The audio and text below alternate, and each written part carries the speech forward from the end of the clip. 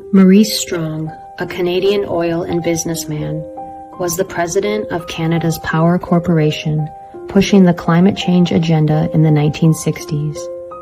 What you may not know is that Maurice was also a big power player in Tavistock's social engineering machine, and he held the Conference of 1980. He gathered occult think tankers, social engineers, cybernetic experts, and futurologists to discuss what they wanted to see happen in the 1980s. Here is a list for the Tavistock Conference of 1980.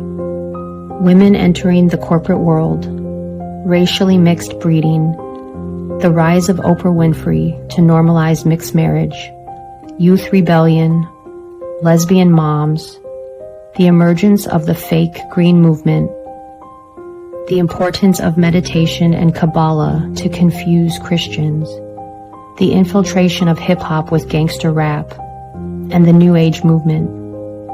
What do you think, America? Were they successful in the 1980s? Amazing, isn't it? Do you think it is a coincidence that we started calling America the homeland after 9/11? And then we had Showtime with its popular show, Homeland? Did you know the word homeland comes straight out of the Communist Manifesto? These social scientist wizards understand you better than you understand yourself. They can profile any audience to accept lies, and they know you won't even question it. Unless, of course, you have broken your programming. When we think of the word intelligence, we usually think Mossad, CIA, MI6, but we never think Tavistock. Did you know that the majority of CIA and MI6 operatives get their training at Tavistock? Here is a list of what they learn: metaphysics, mind control, behavior modification strategy, ESP, hypnotism, esoteric knowledge, Satanism, and Manichaean theology, which is understanding the duality of good and evil. So how did this happen? Let's go back to the beginning. Our Tavistock story begins in the late 1800s with Arthur Sharep Spiridovich, a white Russian loyalist who was anti-communist. He was a Russian general and claimed to be well-versed in international affairs and predicted huge world events. In 1902, he warned kings and dukes about future assassination attempts, and he was right. He also predicted the First World War due to his knowledge about the hidden hand, in which he called a secret group of 300 Jewish families controlling the world events. Spiridovich emigrated to New York and wrote the book Secret World Government. He was found dead in his hotel room in 1926 at the age of 59 from suicide. So who was this secret group of Jews? Spiridovich was talking about the Committee of 300. Walter Rathenau, a German politician, once said, 300 men, all of whom know one another, guide the economic destinies of the continent and seek their successors from within their own environment. Dr. John Coleman was a British intelligence officer who gained access to a private British museum in London. It was here that Coleman discovered the highly classified documents of Tavistock. It angered him so much he spent 5 years reading and deciphering them, and wrote the book, The Tavistock Institution of Human Relations. Tavistock was secretly started in 1913 and was funded by the British monarchy, the Milner Group, the Rockefellers, and the Rothschilds. Tavistock's first purpose was to create propaganda to start a war between Britain and Germany. The motivation behind the war was inspired by Germany's rapid progress on surpassing Britain with economic power. Tavistock's second purpose was to infiltrate America by establishing a centralized bank, removing the gold standard, and the degradation of women and religion. This group's mission was to establish a complete breakdown of America's values to enslave us. To jumpstart the program, they hired Edward Bernays. Bernays was the nephew of Sigmund Freud and was the father of public relations. He wrote 3 books, Crystallizing Public Opinion, Propaganda, and The Engineering of Consent. Bernays believed people were so irrational, and he believed so strongly in crowd psychology, that he could convince masses of people to do almost anything. Edward Bernays was a Tavistock coach and advisor to President Woodrow Wilson. Wilson ran and won the presidency on the promise that he would keep America out of war. But with the infiltration of Bernays, he persuaded Congress to declare war on Germany and started the First World War. And on December 23, 1913, while all Americans were getting ready to celebrate Christmas, Woodrow Wilson signed the Federal Reserve Act, a law that created the Federal Reserve System, the central banking system of the United States. This led to effectively abolishing the gold standard. It was now 1933, and Tavistock's mission was already 50% complete.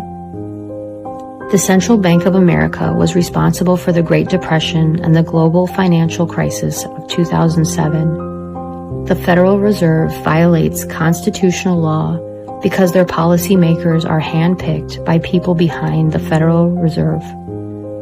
Their meetings are secret, and there is no transparency to what they are doing. In 1932, an outspoken critic of the Fed, Louis T. McFadden, said, "We have in this country one of the most corrupt institutions the world has ever known. I refer to the Federal Reserve Board and Bank. This evil institution has impoverished and ruined the people of the United States through its corrupt practices of the money vultures who control it." After the wars and the establishment of the central bank, America started to see moral decline through what historians call the New Morality, or otherwise known as the birth of liberalism. It was President Ronald Reagan that once said, "If fascism ever came to America, it will come in the name of liberalism." In the 20s, known as the Decade of Decadence, we saw the emergence of the flapper. Women were now cursing, smoking, drinking, wearing revealing clothing, and the term loose entered into the zeitgeist.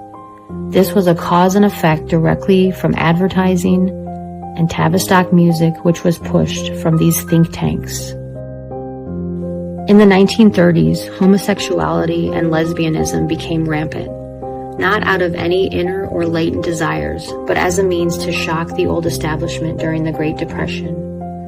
During the Great Depression, the nation was numb. G.K. Chesterton, a writer and philosopher, said, "The moral, spiritual, racial, economic, cultural bankruptcy we are in today is not some social phenomenon, but rather the outcome of a carefully planned Tavistock program."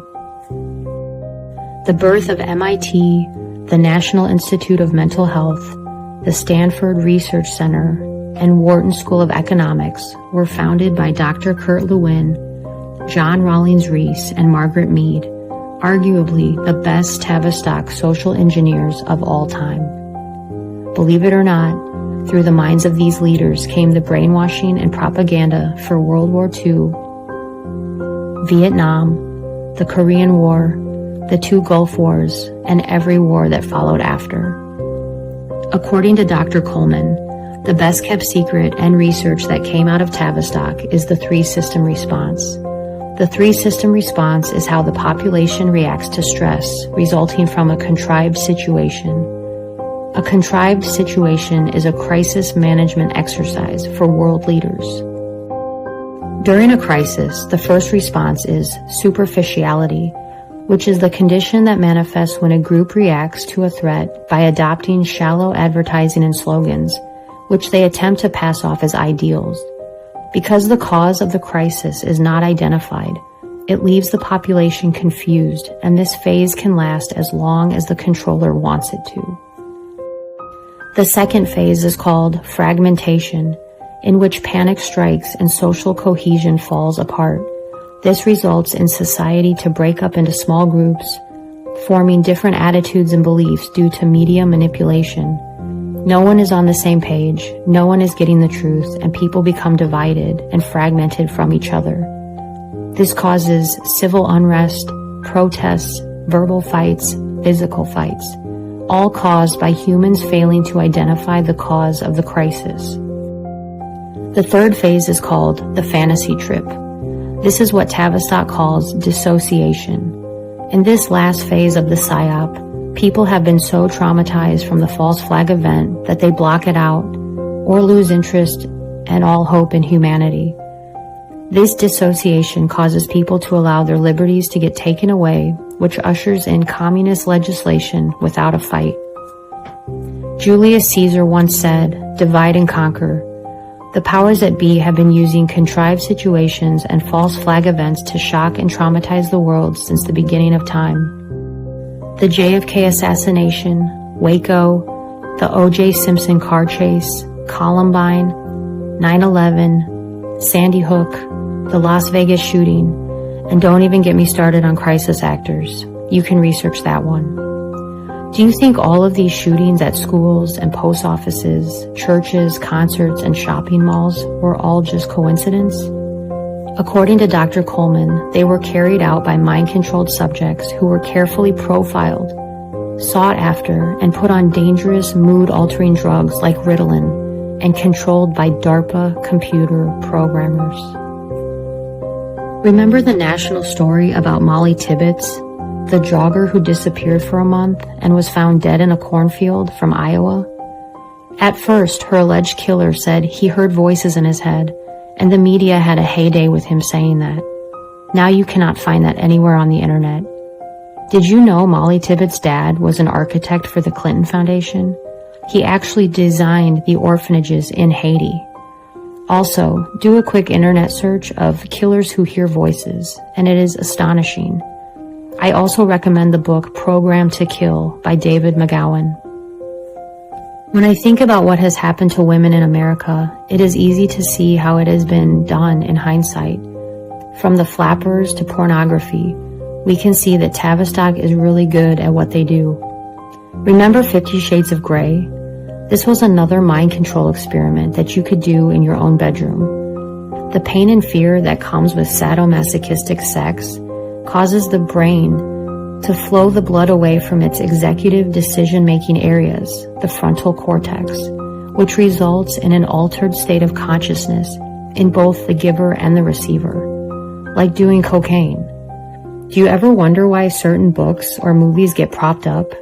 This always raises a red flag for me. Herbert Hoover was the 31st president of the United States. He was a Republican and was reluctant to become involved with the Federal Reserve. He believed in strengthening American business and believed that individual reliance on banks would weaken the economy.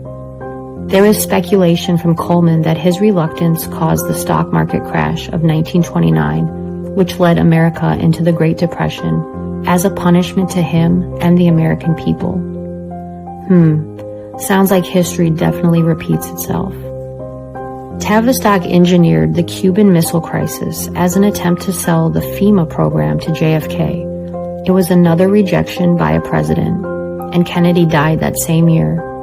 Tavistock immediately signed a contract with NASA to ramp up public opinion on space.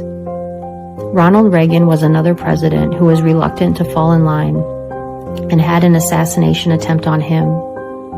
During Reagan's presidency, the Committee of 300 had a secret meeting to make sure that after this presidency, they remained in control with their candidates of their choice.